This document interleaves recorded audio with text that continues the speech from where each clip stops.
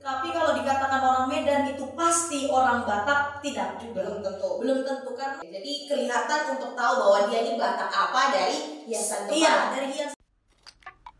Qobus Podcast, komunikasi buka suara. Dari sini kamu buka suara.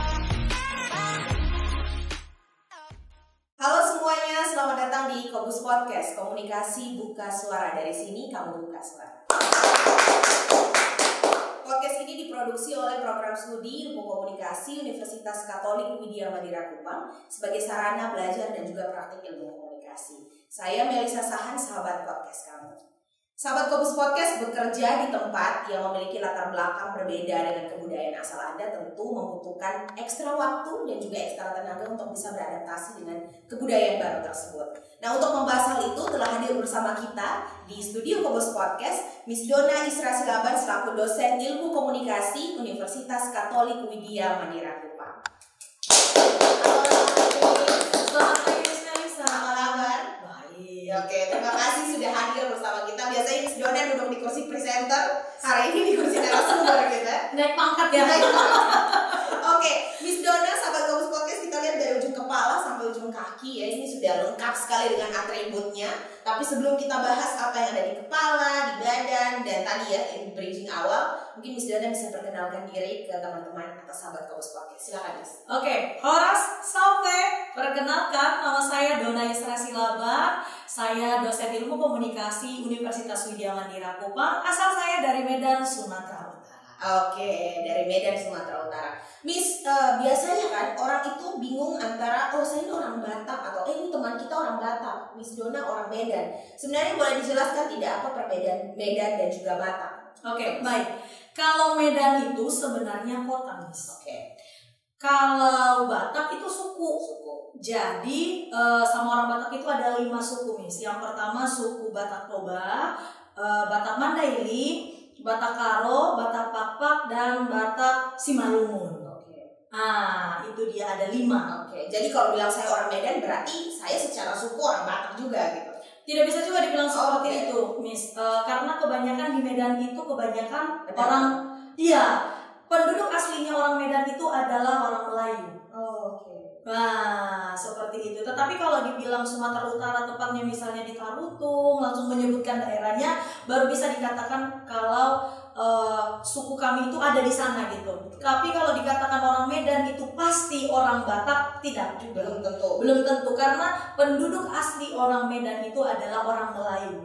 Itu terbukti dengan adanya Istana Maimun di sana. Istana Maimun itu yang buat orang-orang kerajaan Melayu seperti itu. Ini kita kayak jadi ikut kelas ini ya, antar budaya. Komunikasi antar budaya.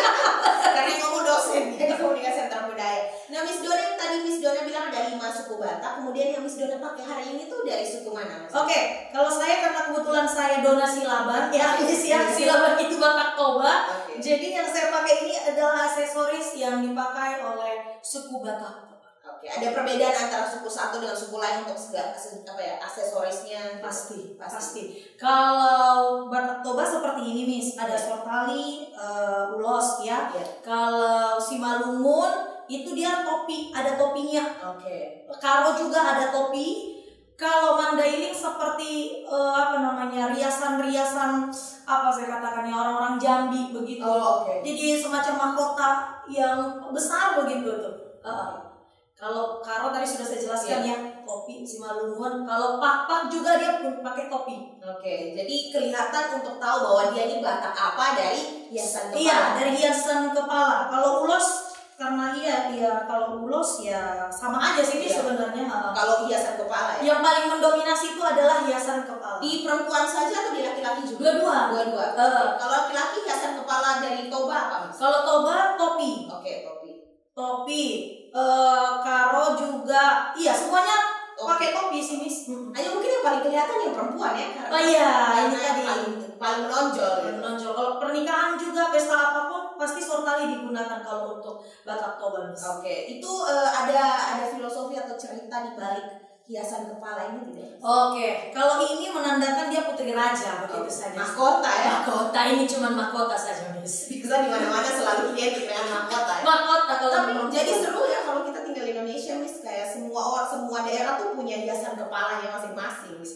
Sama kayak di NTT juga macam-macam gitu. Tapi unik loh yang di NTT itu saya lihat bulan sabit ya, maaf saya Iya, bulan sabit. Iya, bulan betul, sabit, bulan sabit. kemudian ada unik. Itu beberapa daerah pakai itu, tapi ada juga yang beda. Kadang di dalam satu kabupaten juga bisa berbeda ya, hiasan kepalanya juga. Apalagi kalau misalnya dia nikah berbeda, misalnya suaminya dari suku mana, kemudian dari suku mana, tapi ketika lamaran adat biasanya tetap datang dengan budaya masing-masing gitu. Jadi nanti beda-beda kayaknya. Oke, ini kalau bahas lamaran juga kayaknya ada yang baru lamaran juga ya gitu kan. Sehingga kita bisa bahas itu nanti ke belakang gitu. Nah, Miss Dona, kalau selama ini Miss Dona kalau perkenalan ke kita semua selalu bilang, saya ini adalah orang Medan. Kemudian saya besar di Medan, tapi kuliahnya di Malang, kerjanya di Bandung, sekarang tetap di Kupang. Nah, dari semua tempat itu kemudian boleh diceritakan tidak kenapa akhirnya bisa memilih Kupang sebagai tempat terakhir lah untuk tinggal? Pertanyaan itu bukan hanya Miss Melisa yang bertanya. Semua orang yang di lingkungan sosial saya itu bertanya, Don, kamu kenapa sih kok milihnya itu jauh-jauh terus? Terbukti dari sejak saya TK, SD, SMP, SMA, kuliah S1, S2, kerja, sampai dengan sekarang ini juga saya pindah-pindah. Saya nggak tahu jawabannya apa Miss Melisa. Mungkin ya udah takdir aja gitu ya. Adventure ya. Aja gitu. Terus juga saya kan tipe kalau orang yang suka sekali dengan yang namanya pengalaman baru. Okay. Gitu. Saya nggak suka misalnya monoton gitu. Saya cuman saya lahir di Medan, saya lahir di Gunung Sitolia. Saya tinggal di Medan. Ya sudah, saya dari menjalani kehidupan saya hanya di Medan. Saya nggak mau begitu. Jadi saya pengen mencari tahu apa yang belum saya dapatkan gitu. Seperti itu. Okay. Akhirnya pindah ke Kupang. Nah, ini belum terjawab. Kenapa akhirnya sampai di Kupang gitu?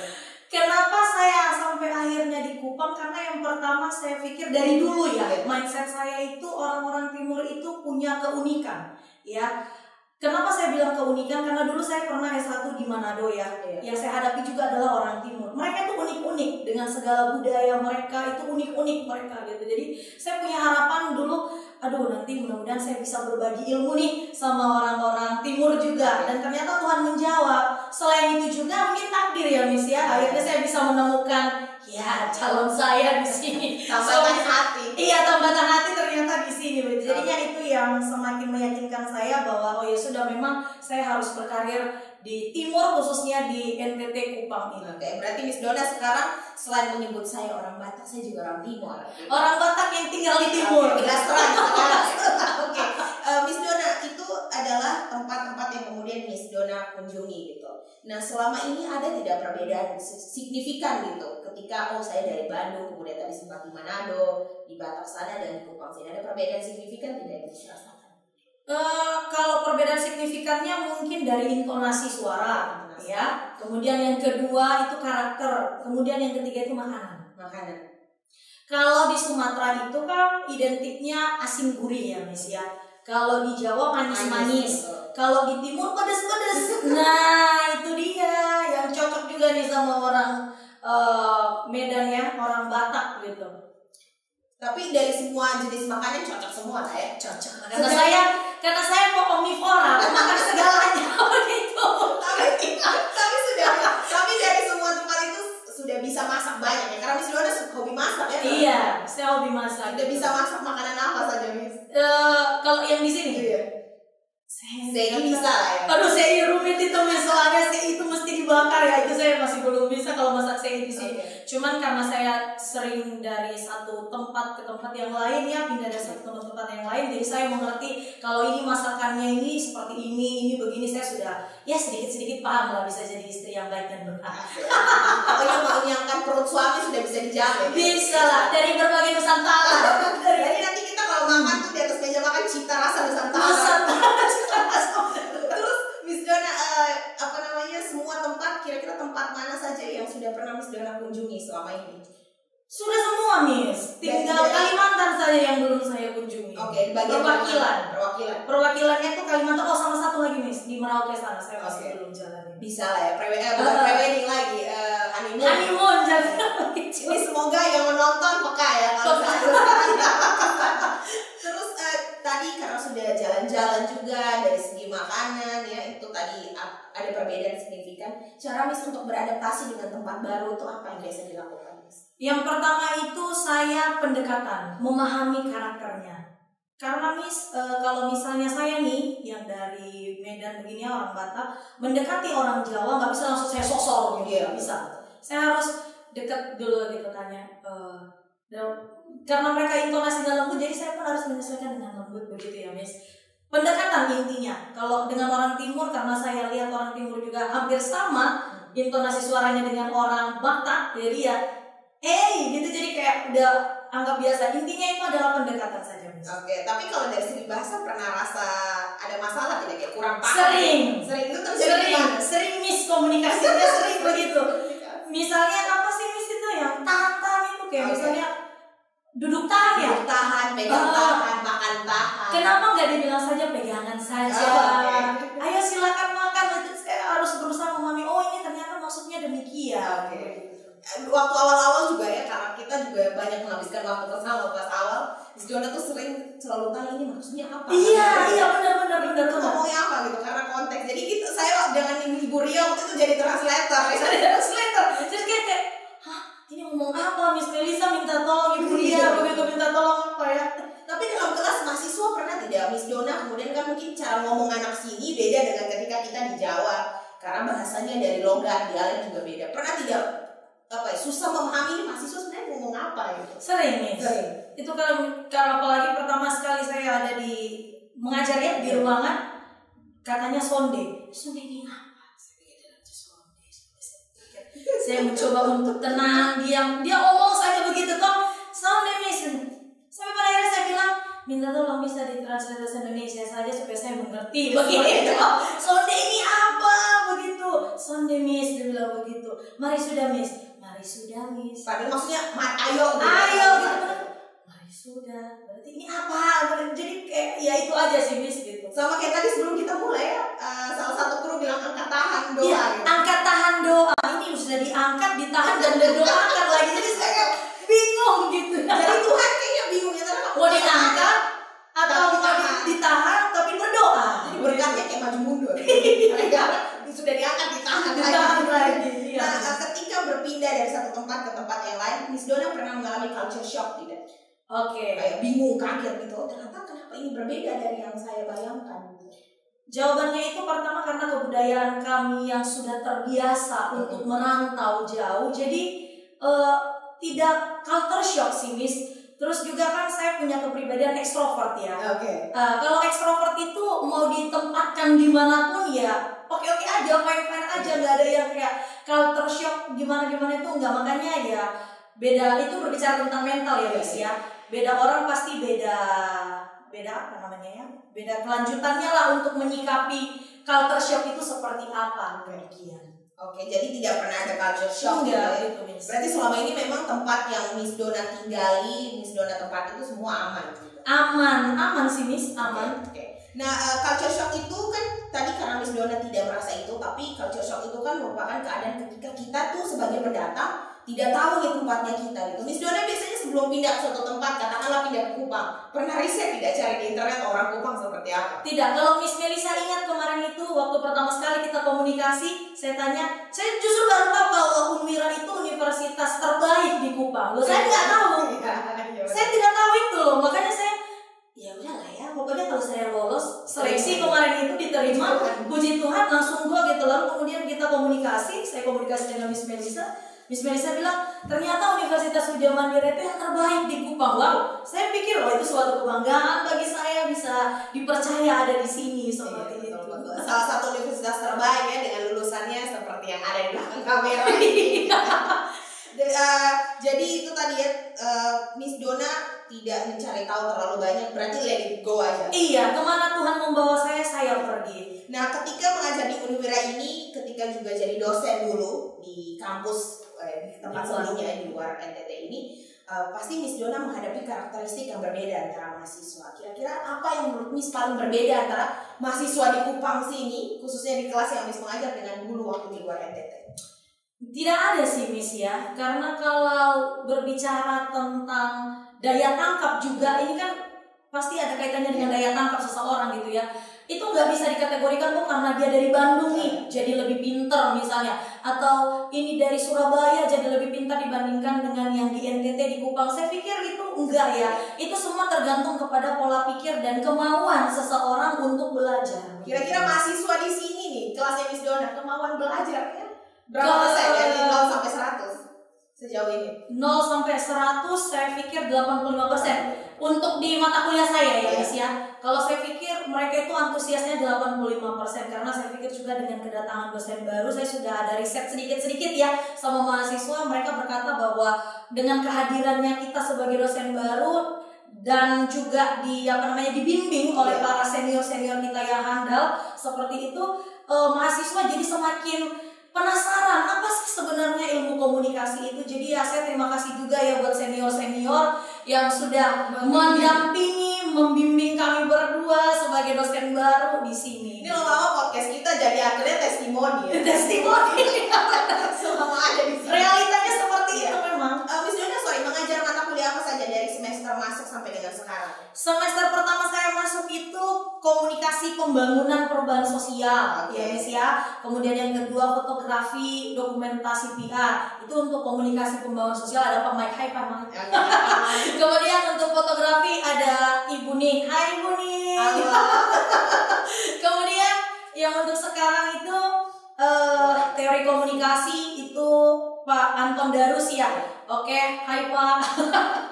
Teori, terus kemudian saya mengajar juga statistika Pak Servas yang sekarang jadi wakil rektor 3. Kemudian saya juga mengajar riset PR dan etika PR yang dulunya itu dipegang oleh Pak Teredu. Wah, luar biasa sekali senior-senior. Iya, jadi sekarang pokoknya kalau sekarang tuh anak-anak kayaknya kalau ngomong teori komunikasi pasti Miss Dona. Miss Dona. Makanya wajah saya kelihatan teori 7 tradisi aja gitu. Jangan kemana-mana 7 tradisi. Itu kan tadi Miss Dona bilang daya tangkap 85%. Kita mengamini itu ya, karena kita mengalami itu. Kira-kira menurut Miss Dona ada hubungannya tidak dengan sarana dan prasarana anak-anak sampai akhirnya tidak ke 100%? Pasti Miss. Karena kalau seandainya sarana prasarana itu tercukupi ya, terfasilitasi, pasti anak-anak semakin semangat. Seperti itu. Contohnya ya seperti statistika nih. Statistika kalau saya ya udah tahu ya, kalau untuk statistika itu SPSS itu kan harus ya pengolahan data. Saya pikir semua fasilitas ya baik itu komputer yang memadai itu harus ada. Terus kemudian teori komunikasi juga saya pikir teori komunikasi kita harus menerapkan ya Miss, kita harus terapkan itu di aplikasi misalnya di Instagram supaya anak-anak itu tuh semakin tertarik dengan teori komunikasi dan mereka membuang pikiran bahwa teori komunikasi itu tuh membosankan. Sebenarnya tidak. Kalau yang mengajar itu membawanya dengan santai, dengan enak, sehingga anak-anak pun itu masuk gitu. Jadi kalau berbicara tentang fasilitas, sarana prasarana itu sangat-sangat mendukung. Apalagi kalau misalnya kita mengajar teori ya, itu kan harus ada OHP ya. Ibu Melisa yang apa ya, OHP itu harus ada lah gitu, proyektor. Iya. Jadi supaya anak-anak itu semakin semangat gitu. Karena biasanya kalau belajar tradisi kan kita ada tradisi ini berhubungan dengan ini, teorinya apa saja gitu kan, sehingga mudah dijelaskan. Diaplikasikannya di media sosial, ya kan? Diaplikasikannya di media sosial, tetapi mahasiswa juga harus tahu teorinya ini seperti apa. Iya. Ini maksud dan tujuannya seperti apa, dan kita nggak bisa asal ngomong dong. Iya. Harus ada PPT yang terlampir begitu. Dan mungkin akan kesulitan kalau itu tadi ya, proyektor tidak ada, kemudian kita tuh mau menjelaskan secara penuhnya tuh seperti apa, dan itu mungkin masih susah dari struggle. Kita menjelaskan dengan bicara saja, menjelaskan mahasiswa nggak ngerti Miss. Iya, harus ditunjukkan gitu ya. Ditunjukkan juga pun kadang mahasiswa itu kayak apa sih gitu. Jadi makanya tinggal kita sebagai pengajar yang kadang kalau tidak pasti tidur Miss atau iya seperti itu. Biasanya kalau kita ngomong terus dia ngantuk tapi ternyata dia ingat yang lain. Iya, itu paling jadi problematikanya itu lagi. Sejauh ini pengalaman mengajar yang paling tidak bisa dilupakan selama 2 semester ini apa Miss? Pernah tidak? Sering ya, kalau terkait tentang pengalaman saya dalam mengajar yang baik dan buruk deh, yang baik dulu, Yang baik itu mahasiswa dekat sekali dengan saya. Saya terharu karena ternyata saya sebagai pendatang begitu mereka tetap menerima saya, welcome. Itu hal yang sangat saya banggakan ya untuk anak-anak. Mereka dekat dengan saya pun pasti memberikan hati saya ke mereka. Itu puji Tuhannya, meskipun saya ada di Kupang ini, di NTT ini sebagai pendatang, mereka menerima saya dengan hangat seperti itu, Miss, menerima perbedaan saya yang datang dari Medan sana seperti itu. Kalau saya nggak tahu ini, Miss, ya, kalau pengalaman buruk atau pengalaman baik, saya dulu pernah dapat WhatsApp dari mahasiswa, Miss, mohon maaf saya hari ini tidak bisa datang ke kampus karena sepatu saya digigit anjing. Itu yang, aduh, saya pikir ini memang dia tidak mau masuk kuliah saya atau seperti apa, saya nggak tahu. Makanya saya bingung nih, Miss, ini pengalaman lucu, pengalaman menarik atau buruk, saya nggak tahu. Karena dia alasannya sepatu saya tidak bisa, sepatu saya digigit sama anjing, sampai akhirnya saya nggak bisa datang. Oke, itu kemudian yang kedua, itu ada lagi dia diguna-guna. Dan yang saya heran, setiap mata kuliah saya dia kena guna-guna. Itu yang bikin saya heran, dia bisa sakit itu karena kena guna-guna di setiap mata kuliah saya. Tapi saya pernah bilang begini sama siswa, kamu ini kena guna-guna kenapa? Jangan-jangan dukun ini ada pernah masalah dengan saya sampai pada akhirnya selalu di mata kuliah, Miss Dona. Iya, seperti itu. Makanya ya itu pengalaman yang seperti itu. Cuman kalau positifnya, saya sangat bangga, saya sangat terharu karena mahasiswa menerima saya gitu. Mereka sayang dengan saya pun lebih sayang dengan mereka. Sama mereka punya daya juang sih, kita tahu ya. Iya, Daya juang mau belajarnya itu loh yang perlu kita apresiasi. Jadi kalau yang dengar nih bukan berarti kita Miss Dona dan saya meneliti kalian gitu ya. Justru karena sayang, makanya kita pengen kalian tuh lebih dari kita gitu. Iya. Biasa bahasa Miss Dona go internasional atau keluar angkasa. Keluar angkasa. Jangan kayak kami yang cuma di nasional. Nasional, kalian harus keluar angkasa ya. Iya, gitu. Supaya nanti suatu saat ingat bahwa ketika kita sudah tua dan bungkuk, ternyata kami punya dosen dulu, Miss Dona. Nah, Miss Dona, ketika Miss Dona sudah keliling Indonesia lah istilahnya, ada tidak kebiasaan di Kupang sini secara mungkin cara bicara dan lain-lain atau kebiasaan sehari-hari yang sama dengan tempat Miss Dona berasal? Oke, saya kan dari Medan, ya kan? Suaranya pasti besar-besar dengan suku Batak tadi. Ya, datang di Kupang ini juga dengan orang yang suaranya besar-besar, jadi ya cocok-cocok aja. Dan juga pemakan makanan haram. Berdua. Yes. Itu kayak daging yang akan selalu menjadi fenomenal di tempat kita ya. Di Kupang sini selalu ada ya. Dulu mungkin agak sulit ya waktu cari. Sulit. Karena saya kalau mau makan yang haram itu tadi saya harus umpet-umpet. Iya, karena memang secara kebudayaan dan memang itu adalah makanan yang tidak bisa dimakan secara bebas di tempat yang bukan asalnya. Gitu. Karena kan mayoritas di Jawa situ kan yang Muslim. Jadi tidak mungkin kita juga tidak menghormati kan. Tidak mungkin menghormati. Ya, oke gitu. Nah terus ketika itu tadi sudah ngomong tentang pengalaman mengajar gitu ya, ada yang baik dan buruk sampai tadi. Kalau di sini bahasa apa tadi di apa ya, kena guna-guna. Kalau bahasa Timornya tuh leu-leu. Leu-leu suangi tuh. Suangi sama seperti itu juga. Suangi tuh kayaknya setannya. Gitu. Suangi itu setannya. Iya, akhirnya lama-lama tadi banyak bahas ya dari ngomong budaya sekarang jadi ngomong horor. Suangi itu si setannya, leu-leu itu adalah caranya dia, secara si setan untuk masuk guna-gunanya. Jadi ya itu adalah proses yang kemudian Miss Dona alami di sini dan lucu ya, kita anggap itu lucu iya. Karena lucunya kenapa setiap mata kuliah saya dia kena guna-guna begitu, Miss. Kalau saya bilang dukun ini kayaknya ada sensi dengan saya di masa lalu seperti itu. Semoga anak itu nonton gitu ya, bahwa ini adalah perasaan kami tidak marah, tapi kita juga kasihan gitu. Kasihan juga, karena tertinggal mata kuliahnya. Gitu.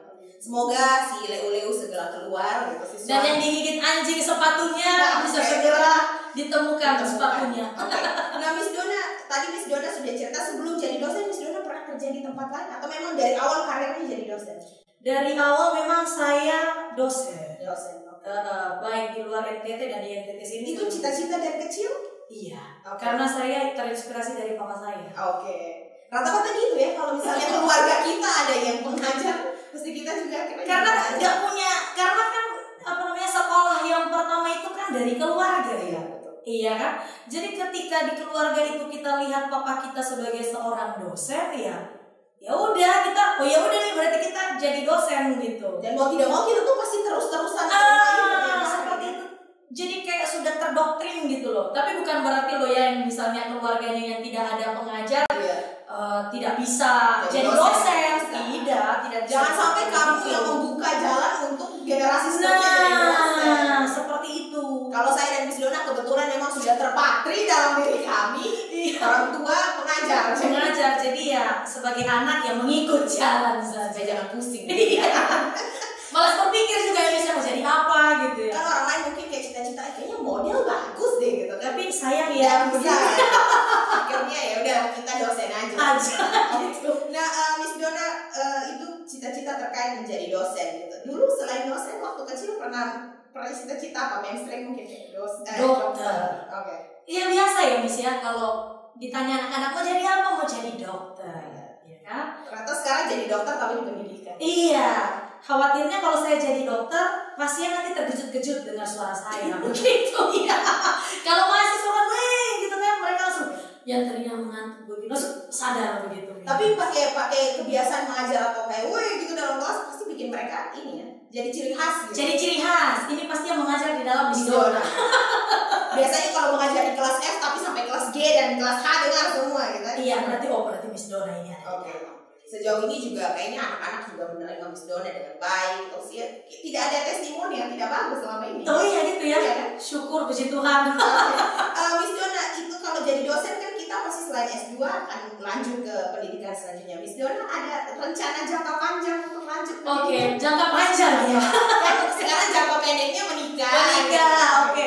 Jangka panjangnya ya pasti saya akan lanjut S3 mungkin di Jawa kembali gitu ya. Karena kenapa alasannya bukan karena tidak ada yang baik di Kupang ini lanjut, karena S3 di Kupang belum ada yang komunikasi. Jadi saya pikir ya harus kembali lagi ke Jawa. Karena sepanjang yang saya tahu Miss Melisa koreksi ya kalau saya salah, di Jawa itu lebih banyak yang dokter komunikasi itu di Unpad ada ya. Di Unpad di Bandung toh, kemudian di UI di Jakarta. Tetap kan kita harus kembali ke Jawa. Oke. Ini sudah tahu tidak kira-kira saya kalau mau dokter ini ambil apa nih spesifiknya? Oke, spesifik. Sebelum ke sana Miss Dona, S1 apa dulu, S2 apa? Biar kita link ke S3. Oke, link ya. S1 saya, S1, S2 dan mudah-mudahan nanti S3 tetap di komunikasi. S1 saya itu peminatannya saya public relations. S2-nya saya teori komunikasi. Nah, di S3-nya ini ya apa yang ada nanti tersedia di sana ya diikutin aja. Mungkin media dan budaya mungkin ya.